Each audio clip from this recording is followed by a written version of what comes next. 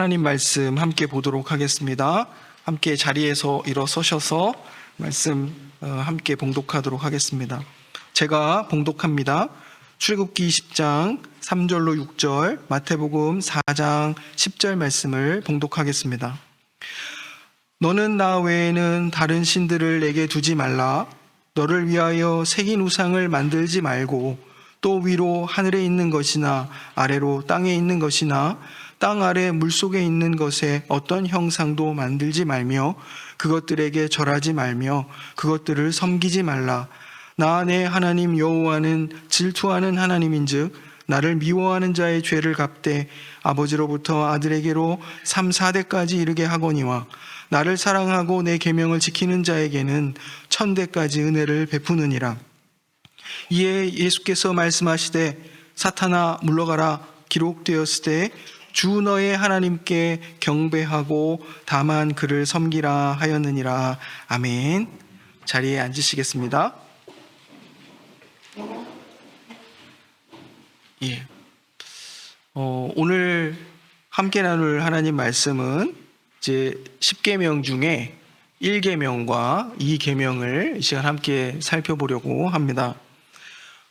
우리 모두는 대다수는 하나님을 바르게 알기를 원하고 또 하나님의 말씀에 순종하기를 원합니다. 또 어떤 분들은 하나님이 또 누구신지 또 하나님의 뜻이 무엇인지를 알고 싶은 분들도 이 자리에 함께 계실 거라 이렇게 생각합니다. 믿음이 있어서 하나님 말씀대로 살기를 원하는 우리 대부분의 사람들 있지만 또 하나님이 어떠한 분인가 또 그분의 뜻이 무엇인가 궁금해하는 그런 분들도 우리 가운데 함께 있다는 것이죠. 우리가 지난 시간에는 하나님께서 이스라엘 백성에게 10계명을 주셨는데 언제 어떻게 주셨는가 그것을 살펴봤습니다. 순서가 중요하다고 말씀을 드렸어요. 하나님께서 이스라엘 백성을 이집트에서 구원해 내셔서 광야 가운데 인도해 내신 후에 그때 10계명을 주셨습니다. 이것이 중요하게 뜻하는 바는 우리가 하나님 말씀을 잘 지켜서 구원받는 것이 아니다라는 사실을 우리에게 알려주고 있습니다. 하나님이 우리를 부르신 것이 먼저고 그리고 그 부르신 우리들에게 하나님의 백성으로서 그 말씀대로 살아갈 것을 요구하고 계시다는 그런 뜻입니다. 이러한 전제 위에서 우리가 오늘 1계명과 2계명을 살펴보려고 하는데요. 첫 번째 계명은 너는 나 외에 다른 신을 내게 두지 말라 하신 것입니다. 하나님만이 유일한 우리의 예배의 대상이시라는 것이죠. 그래서 누구를 예배해야 하는가를 이 첫 계명이 가르쳐주고 있고 또 두 번째 계명은 우상을 만들어 섬기지 말라 이렇게 말씀하십니다. 이것이 우리에게 가르쳐주는 것은 우리가 하나님을 어떻게 예배해야 되는지를 알려주고 있습니다. 어떻게 이것을 알려주고 있는지 오늘 함께 살펴보려고 합니다. 먼저 첫 번째 계명 너는 나 외에 다른 신들을 내게 두지 말라 이 말씀은 이스라엘 백성들이 이집트에 살 때 애굽에 사는 동안에 그곳에는 많은 신들이 있었습니다. 그래서 애굽 사람들은 태양도 신으로 섬기고 또 그들의 젖줄인 나일강도 신처럼 섬겼습니다.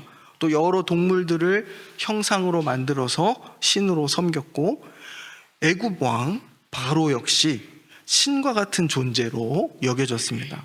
그러나 하나님께서는 10가지의 재앙을 통해서 애굽의 신들이 아무 능력이 없다는 사실을 보여주셨습니다. 그리고 애굽의 신들은 이스라엘을 구원하지 못했습니다. 바로 왕도 이스라엘을 자유롭게 하지 못했습니다. 이스라엘을 구원하신 분은 오직 여호와 하나님 뿐이셨습니다. 그러므로 1계명은 단순히 다른 종교의 신들을 섬기지 말라 이런 명령이 아니라 하나님께서는 구원받은 백성에게 이렇게 말씀하시는 겁니다. 너희를 구원한 이는 바로 나다 이렇게 말씀하시는 겁니다. 그러므로 너희는 나를 믿고 또 나를 사랑하고 나만 의지하고 나만 예배해라 이렇게 1계명을 통해서 우리에게 요구하신다는 것이죠. 열왕기상 18장에 보면 북이스라엘 그 나라에 아합이라는 왕이 다스리던 때였는데요. 그때 이 북이스라엘의 아합 왕은 바알 신을 섬겼습니다. 그래서 그 당시에 하나님의 선지자 엘리야가 있었는데요. 450명의 바알의 선지자들과 하나님의 선지자 엘리야 한 사람이 갈멜산이라는 곳에서 대결을 하게 됩니다. 제단에 제물을 놓고 이 제단에 불을 내리는 신이 참 신이다, 이렇게 내기를 하게 된 것이죠. 바알의 선지자들이 하루 종일 자기의 신에게 불을 내려달라고 기도했지만 아무 일도 일어나지 않았습니다. 그런데 엘리야가 이 제단에 물을 갖다 막 부었습니다. 물을 부으면 불이 타지 않겠죠. 그런데 제단에 물을 붓고 하나님께 기도했습니다. 그때 하나님께서 불을 내리셔서 이 제단 전체를 다 불태우셨습니다. 이러한 놀라운 사건이 있었는데요. 이때 이런 말씀이 있습니다. 엘리야 선지자가 이스라엘 백성들을 향해서 말합니다. 너희가 어느 때까지 둘 사이에서 머뭇머뭇하려느냐? 여호와가 만일 하나님이면 그를 따르고 바알이 만일 하나님이면 그를 따를지니라. 하나님과 바알 사이에서 갈팡질팡하는, 또는 하나님과 바알을 동시에 겸하여 섬기려고 하는 이스라엘을 향하여서 선택하라라고 요구하는 것입니다. 이 놀라운 사건을 통해서 하나님이 참 하나님이시라는 것이 드러났죠. 그래서 이 사건을 목격했던 사람들이 열왕기상 18장 39절에서 이렇게 이야기합니다.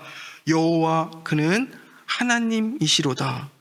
여호와 그는 하나님이시로다. 이렇게 놀라운 감탄사를 두 번에 걸쳐서 외치는 것을, 기록하고 있는 것을 우리가 보게 됩니다. 하나님은요, 우리 마음에 여러 자리 가운데 하나만을 원하지 않으십니다. 하나님은 우리의 삶의 첫째 자리를 요구하십니다. 하나님도 섬기고 바알도 섬기는 것은 가능하지 않은 것입니다. 우리 마음에 하나님은 첫 번째 자리를 원하신다, 이것입니다. 예수님께서 예수님의 공적 사역을 시작하시기 전에 성령에 이끌리셔서 광야에서 시험 받으신 일이 있었습니다. 3가지의 시험을 받으셨는데 그 마지막 시험이 이것입니다. 사탄이 예수님을 높은 곳으로 높은 곳으로 데려가서 세상의 모든 영광을 보여주면서 말합니다. 만일 내게 엎드려 경배하면 이 모든 것을 내게 주겠다. 사탄이 단 한 번만 자신에게 절하면 세상의 영광을 모두 주겠다라고 예수님을 시험합니다. 이때 예수님께서 말씀하십니다. 신명기 말씀을 통해서 이 사탄의 시험을 물리치시는데, 그것은 주 너의 하나님께 경배하고 다만 그를 섬기라 하셨느니라 라고 말씀하시면서 사탄에게 물러가라 하십니다. 광야의 이스라엘은 하나님을 온전히 신뢰하지 못하고 우상 숭배에 빠졌습니다. 그러나 예수님께서는 이 세상의 영광보다 하나님을 선택하시고 오직 하나님만 섬기셨습니다. 예수님이 받으신 이 시험은 마치 예수님의 제자들이 받게 되는, 그리고 받게 될 이러한 시험을 포괄하고 있습니다. 우리들이 늘 당한다는 것이죠. 그런 시험을 하나님과 세상 사이에서 갈팡질팡하는 우리들이 늘 이러한 시험을 받는다는 것입니다. 이때 예수님의 이 말씀을 통해 우리가 기억할 것은 하나님만을 섬겨야 한다는 것을 우리가 알게 됩니다. 우상이라고 하면 우리 지난주에도 말씀을 잠깐 나눴지만 무슨 돌이나 나무나 이렇게 무언가를 만들어서 이런 신상을 떠올리게 됩니다. 그러나 성경이 말하는 우상은 그것보다 더 깊은 의미가 있습니다. 우상이란 하나님보다 더 사랑하고, 또 하나님보다 더 의지하고, 또 더 두려워하고 더 중요하게 여기는 모든 것을 뜻합니다. 그런 의미에서 돈이 우상이 될 수 있습니다. 또 성공과 또 건강이 우상이 될 수도 있습니다. 또 자녀와 가족이 우상이 될 때도 있습니다. 또 사람의 인정이 우상이 될 수도 있습니다. 우리 어린 주일학교 친구들에게는 또 스마트폰이나 게임이나 또 친구들의 어떤 인기와 또 어떤 갖고 싶은 좋은 물건 같은 것들이 우상이 될 수도 있습니다. 심지어 교회의 직분이나 사역도 그것이 하나님보다 더 중요해지면 우상이 될 수 있습니다. 자기가 이룬 그 인생의 업적이나 경험이나 자랑 같은 것들도 우상이 될 수 있습니다. 게임을 하는 것, 나름 여가를 즐기는 것, 이것이 죄가 되는 것은 아닙니다. 돈을 벌거나 자녀의 성공을 바라는 것, 그 자체가 죄가 아닙니다. 문제는 그것들이 하나님보다 더 중요한 자리를 차지할 때입니다. 게임을 하지 못하게 됐어요. 하나님께 예배드리지 못하는 것보다 더 화가 난다면 게임이 마음을 다스리고 있는 것이 아닌가, 나를 지배하고 있는 것이 아닌가 한번 생각해 봐야 된다는 것이죠. 돈이 충분할 때는 평안하지만 돈이 없고 또 하나님까지 의심하게 한다면 돈을 하나님보다 더 의지하는 것이 아니겠습니까? 자녀가 성공하면 기쁘지요. 그런데 자녀의 성공을 위해서 신앙과 정직을 양보한다면 자녀가 하나님보다 더 높은 자리에 올라간 것입니다. 사람의 칭찬을 받을 때 기쁘지만 또 비판을 받으면 자신의 존재가 무너지는 것처럼 느껴진다면 사람들의 인정이 우리 마음의 주인이 되고 있다는 것일 수 있습니다. 우리는 하나님을 완전히 버리기보다 하나님과 다른 것을 함께 의지하고 싶어 합니다. 하나님도 믿지만 또 우리가 돈이 있어야 안심할 수 있다, 이렇게 생각하는 것이죠. 하나님도 중요하지만 성공하지 못하면 내 인생은 실패한 것이다, 이렇게 생각하기도 하고, 하나님을 사랑하지만 사람들이 나를 인정해 주지 않으면 견딜 수 없다, 이렇게 생각하곤 합니다. 이것이 우리의 문제입니다. 우리는 하나님 한 분만으로 만족하지 못하고 또 하나님 외에 우리를 지켜주고 행복하게 해줄 것을 찾습니다. 그러나 하나님께서 말씀하십니다. 너는 나 외에는 다른 신들을 내게 두지 말라. 이 말씀은 무슨 뜻이겠습니까? 하나님께서 우리에게 말씀하시는 겁니다. 너는 나를 믿고 의지하라. 내가 너의 하나님이다. 내가 너를 지키고 인도하며 내가 너를 책임진다. 이 계명을 통해서 우리에게 이 말씀을 주고 계십니다. 두 번째 계명은 이렇게 말하고 있습니다. 너를 위하여 새긴 우상을 만들지 말고 그것들에게 절하지 말고 그것들을 섬기지 말라 말씀하십니다. 1계명이 하나님이 아닌 것들을 섬기거나 예배하거나 의지하지 말라고 이렇게 하신 명령이라면 이 두 번째 계명은 참 하나님을 인간이 만든 형상과 방식으로 섬겨서는 안 된다 하는 그런 명령입니다. 다른 신을 섬기는 것만 우상 숭배가 아닙니다. 참 하나님을 섬긴다고 하면서 하나님을 자기 생각과 자기 욕심에 맞게 바꾸려고 하는 것도 우상 숭배입니다. 예를 들어서 이스라엘 백성이 금송아지를 섬겼던 일이 있습니다. 모세가 시내산에 하나님의 계명을 받으러 올라갔습니다. 올라간 지 한참이 되었는데 아무 소식도 없고 모세가 나타나지 않습니다. 두려워진 이스라엘 백성들은 모세의 형 아론을 막 부추기고 또 압박해서 금송아지 신상을 만들도록 요구합니다. 여기서 중요한 것은 이 금송아지를 만들어 놓고 그들이 어떻게 말했냐면, 아론이 어떻게 이것을 말하고 또 이스라엘 백성들이 이것을 받아들였냐면, 이 금송아지가 금송아지다 이렇게 얘기한 게 아니라 이 금송아지가 우리를 애굽에서 구원해낸 하나님이다 이렇게 말했습니다. 하나님을, 자신들을 이끌어내신 하나님을 금송아지의 형상으로 만들었다는 것이죠. 이스라엘 백성은 자기들을 애굽에서 구원하신 하나님을 완전히 잊었다고 생각하지 않고 교묘하게 그들은 참 하나님을 금송아지의 모습으로 나타내려고 했습니다. 그들은 눈에 보이지 않는 하나님보다 눈으로 보고 만질 수 있는 신을 원했던 것입니다. 자신들이 이해할 수 있고 또 필요할 때 이용하고 원하는 곳으로 데리고 다닐 수 있는 그러한 신을 원했습니다. 그러나 하나님은 사람이 만들거나 사람이 관리하거나 통제할 수 있는 분이 아닙니다.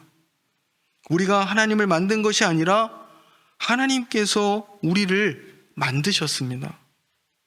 우리가 하나님을 움직이는 것이 아니라 하나님께서 우리를 다스리십니다. 하나님이 우리의 왕이십니다. 우리는 금송아지를 만들지 않더라도 하나님을 우상처럼 대할 수 있습니다. 죄인들은 하나님을 하나님으로 섬기기보다 자기의 소원을 이루어지는 도구로 사용하려고 합니다. 그래서 우리가 종종 하나님께 조건을 걸려고 하죠. 하나님, 제가 원하는 것을 해주시면 제가 잘 믿겠습니다. 하나님, 제가 기도했으니 반드시 제 계획대로 이루어 주셔야 됩니다. 이렇게 기도할 때가 있습니다.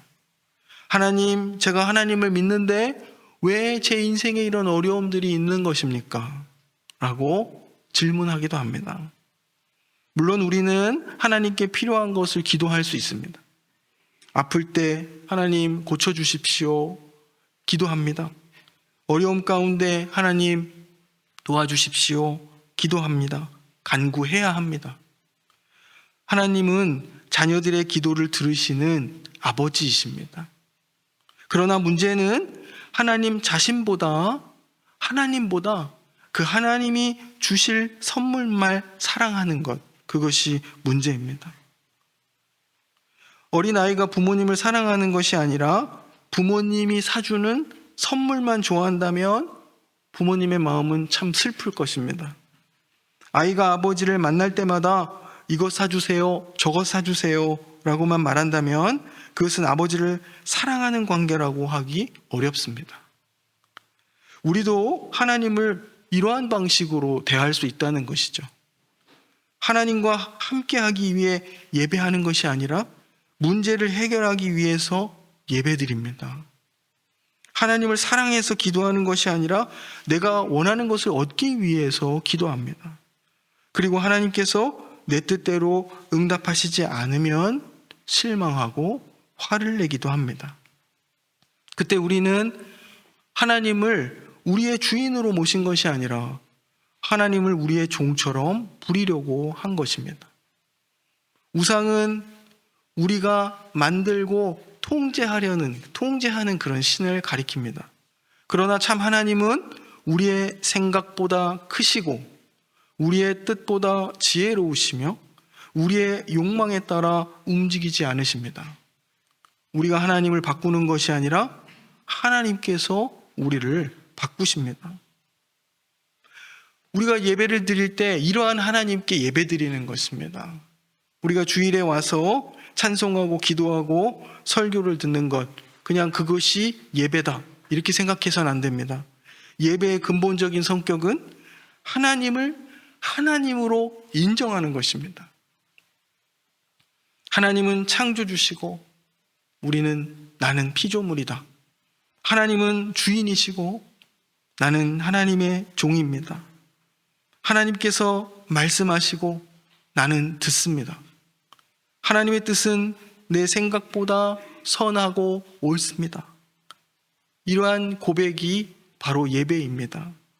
예배는 하나님을 내 뜻에 맞추는 시간이 아닙니다. 내 생각과 욕망과 계획을 하나님 앞에 내려놓고 하나님의 뜻에 나 자신을 맞추어가는 그런 시간입니다.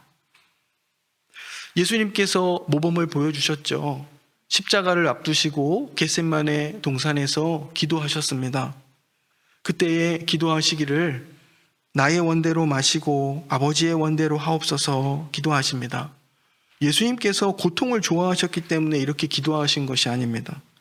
십자가의 고난이 두렵지 않았기 때문에 이렇게 기도하신 것이 아닙니다. 예수님은 자신의 뜻보다 아버지의 뜻을 더 높이셨습니다. 참된 예배는 하나님, 제 뜻을 이루어 주십시오, 이러한 요구에 멈추지 않습니다. 참된 예배는 하나님, 주님의 뜻이 제 삶에 이루어지게 해 주옵소서라고 우리 자신을 하나님께 드리는 것입니다.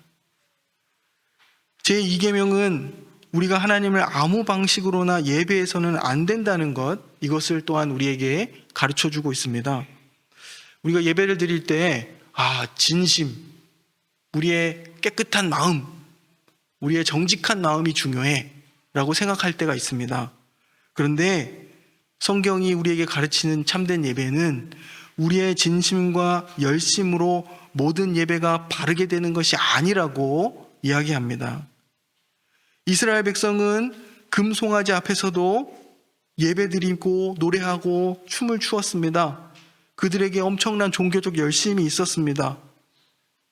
그러나 하나님께서 그들의 예배를 받지 않으셨습니다. 왜냐하면 그들의 예배는 하나님의 말씀을 떠난 그런 열심이었기 때문이었습니다. 사울 왕의 경우가 또 한 예인데요. 사울 왕이 전쟁에서 승리하고 나서 그 모든 것들을 다 없애라라고 말씀하셨는데 좋은 짐승들 또 이러한 좋은 물건들을 몰래 남겨두었습니다. 이것을 하나님께 드리려고 했다고 변명했습니다. 그때 사무엘 선지자가 사울 왕을 향해서 말합니다. 순종이 제사보다 낫고 듣는 것이 수량의 기름보다 나으니 라고 말합니다. 하나님께서 무엇을 말씀하셨는가가 중요합니다. 우리가 하나님의 마음, 하나님의 뜻에 순종할 마음을 갖고 있지만 그것보다 더 중요한 것은 바르게 하나님을 예배하고 순종하는 것입니다. 우리가 이 계명들을 살펴보았는데요. 항상 이 마지막에 가서 이 계명의 의미와 뜻들을 살폈지만 그 계명대로 살아가지 못하는 우리 자신들을 또 발견하게 됩니다.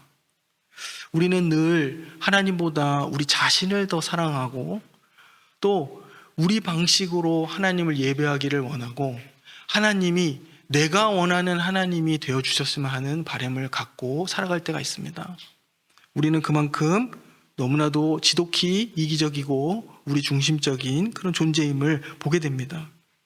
그런데 우리들의 이 연약함을 예수님께서 이겨내시고 예수님께서 순종하시고 그 순종의 모범이 되어주셨습니다. 예수님께서 하나님만 온전히 사랑하고 예배하는 삶을 사셨습니다. 또 우리의 죄를 대신 지시고 십자가에서 죽으셨습니다. 또 부활하신 예수님은 우리를 다시 하나님께로 인도하십니다. 우리는 우리의 구원자 되신 예수 그리스도를 통하여 하나님께 나아가고 또 성령의 도우심으로 하나님을 아버지라 부르며 예배합니다. 이러한 성령의 인도하심과 또 말씀의 인도, 또 예수 그리스도의 은혜 속에서 우리는 바르게 고백하며 또 순종하는 삶을 살아가게 됩니다. 하나님, 주님은 나의 하나님이십니다. 하나님, 주님의 뜻이 우리의 삶 속에, 제 삶 속에 이루어지게 해 주옵소서. 이렇게 기도하며 살아가는 저희들이 되는 것입니다. 오늘 말씀을 통해 세 가지만 기억하기를 원합니다. 첫 번째는 오직 하나님만 예배하는 삶을 살아가기 원합니다. 하나님보다 더 사랑하고 또 더 의지하고 두려워하는 것이 있다면 그것이 우리 우상이 될 수 있습니다. 두 번째는 하나님을 내 생각대로 만들어서는 안 된다는 것 기억하기를 원합니다. 하나님은 우리의 소원을 이루어주는 도구가 아닙니다. 하나님은 우리를 만드시고 또 우리를 구원하신 우리의 주가 되십니다. 마지막, 참된 예배는 하나님을 하나님으로 인정하고 자신을 하나님께 드리는 것입니다. 우리의 삶이 또 우리의 이 예배의 시간들이 하나님을 하나님으로 인정하고 우리를 하나님께 드리는 그러한 시간들이 되기를 원합니다. 한 주간 우리의 삶을 살아가면서 우리가 스스로에게 질문했으면 좋겠습니다. 하나님보다 더 의지하는 것은 없는가? 나는 하나님을 사랑하고 있는가? 아니면 하나님이 주시는 선물만을 기대하고 있는가? 나는 하나님의 뜻에 순종하려고 하는가? 아니면 하나님을 내 뜻대로 움직이려고 하는가? 이 질문에 답을 해가는 한 주가 되시기를 원합니다. 기도하겠습니다. 거룩하신 하나님 아버지, 우리를 죄와 죽음의 그 종살이에서 구원하시고 하나님의 백성으로 불러주셔서 감사합니다. 우리가 하나님보다 이 세상의 것들, 또 이 세상에 유익하다 생각되는 것들, 사람들의 인정을 더 의지하고 원했던 것은 아닌지 우리의 죄를 회개합니다. 하나님보다 주님께서 주시는 것들에 더 마음을 두었던 것은 아닌지 우리를 회개합니다. 하나님을 하나님으로 인정하기보다 우리의 뜻대로 하나님을 움직이려 했던 것은 아닌지 우리의 죄를 회개합니다. 우리 마음에 숨겨진 우상들을 깨닫고 내려놓게 해주시고 오직 하나님만 믿고 사랑하고 예배하게 하여 주옵소서. 우리의 생각대로 하나님을 만들지 않고 하나님의 말씀을 통해 주님을 바르게 알아가도록 인도해 주옵소서. 우리가 지키지 못한 그 계명들을 온전히 지키시고 우리의 죄를 대신하여 십자가에 죽으신 예수 그리스도의 은혜를 의지합니다. 성령 하나님, 우리의 마음을 새롭게 하시고 우리가 영과 진리로 예배 드릴 수 있도록 말씀 가운데 우리를 인도해 주옵소서. 예수 그리스도의 이름으로 기도드립니다. 아멘.